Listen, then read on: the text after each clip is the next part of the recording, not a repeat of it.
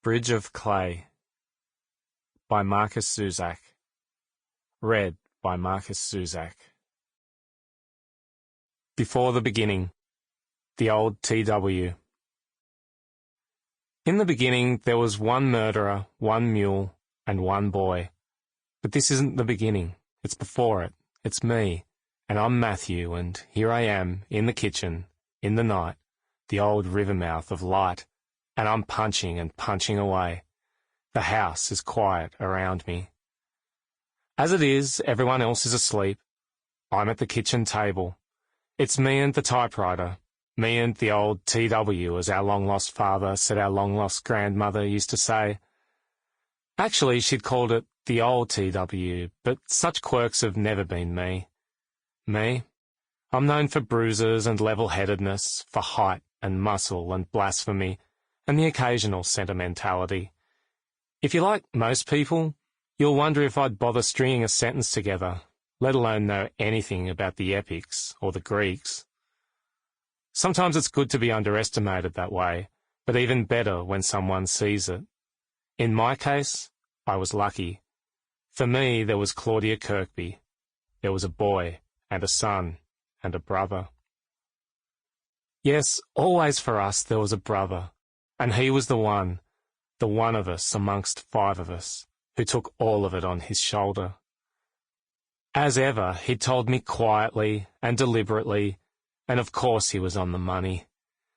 There was an old typewriter buried in the old backyard of an old backyard of a town, but I'd had to get my measurements right, or I might dig up a dead dog or a snake instead, which I did on both counts.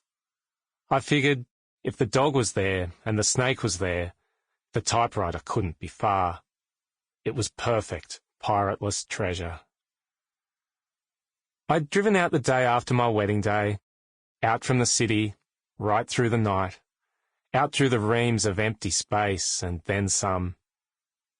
The town itself was a hard, distant storyland. You could see it from afar.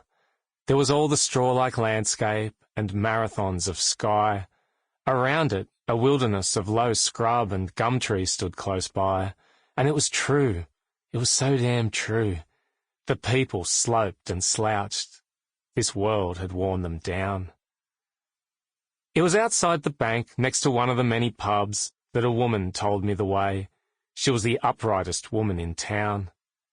Go left there on Turnstile Street, right?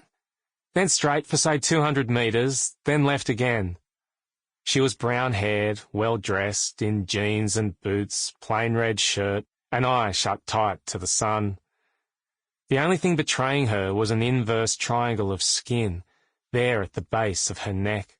It was tired and old and crisscrossed, like the handle of a leather chest. You got it then? Got it.